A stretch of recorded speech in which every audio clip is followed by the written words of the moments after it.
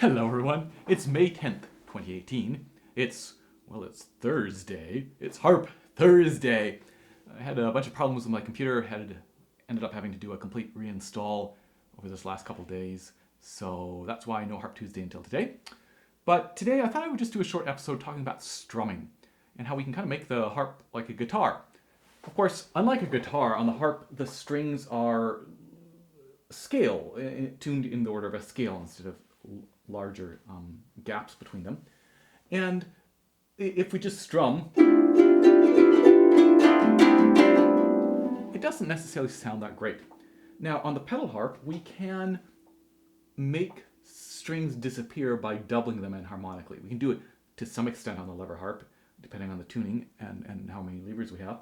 But on the pedal harp, for example, we could do B natural and C flat, D sharp and E flat, and F sharp and G flat. And there we have a C flat or a B natural chord.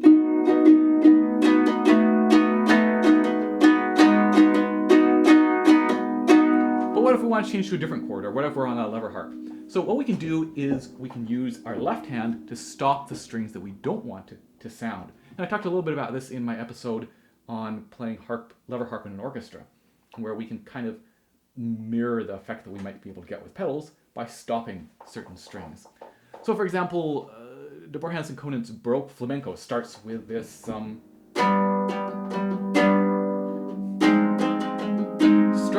where she's using the left hand to stop certain strings so we get a chord. And that is a very fun technique to do. Let's take an example. Let's say we're in the key of C. So let's say we want to play a C chord. That means we'd like to stop the strings that are around that we don't want. So for example, we don't want a B, we don't want a D, we don't want an F, we don't want an A. Those are the four strings that we don't want in a scale, right? We don't want the A, we don't want the B, we do want the C, no D, no F, and we do want the G and the E. So if we use our four fingers in our left hand to stop the B, D, F, and A,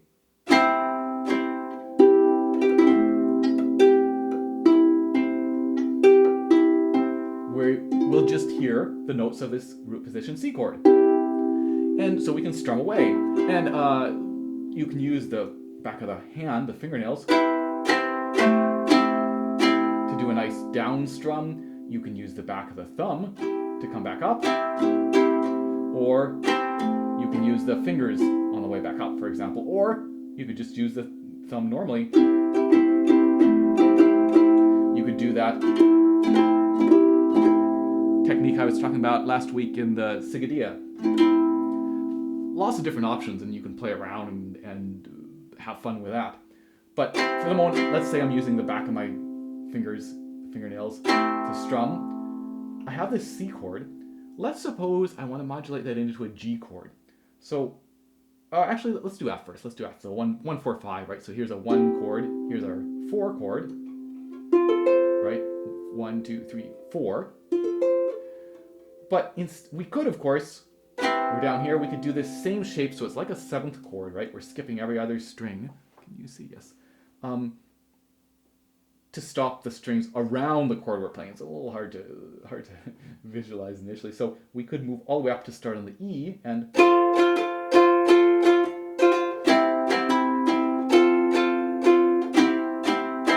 but that's a bit of a jump. What if we did something closer? So what if maybe we try to do this inversion, right? That's F inversion. So instead of having the C up here, it's down here. Okay, so we want to have these notes sound. So of course we can't have 2 on this F.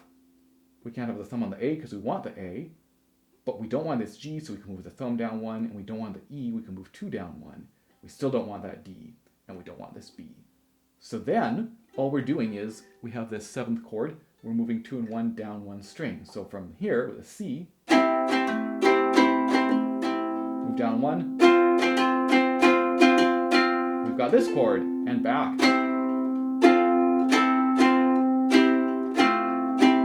Of course, on this F inversion, starting on the A, we have to be careful because we're not stopping this B up here. So if we start too high, we'd get that B in there and it wouldn't sound so good. Whereas here on this C chord, we can aim a little higher than the G because we have the A stopped. We have a margin of error there. Okay, so there's a 1, 4, how about a 5, a G chord? Again, let's maybe try to do this inversion. Again, we can go up here to this root, start on the F, the note beneath the G.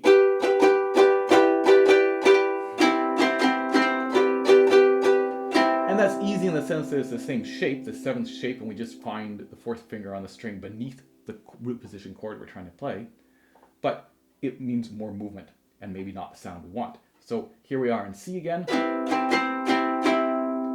Okay, we want this chord, so okay, we can't stop this. We want to stop this E, maybe we'll move 3 up, and we'll move 3 up to stop this C. We want to stop this F, and we want to stop this A. So remember, on the F chord, we moved 2 and 1 down 1 string.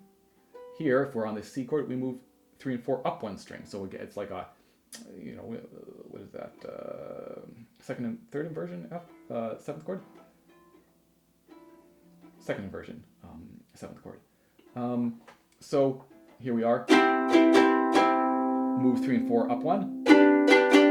Again, we have to be careful not to start. We want to start high enough to get that B, but not so high that we hear the C.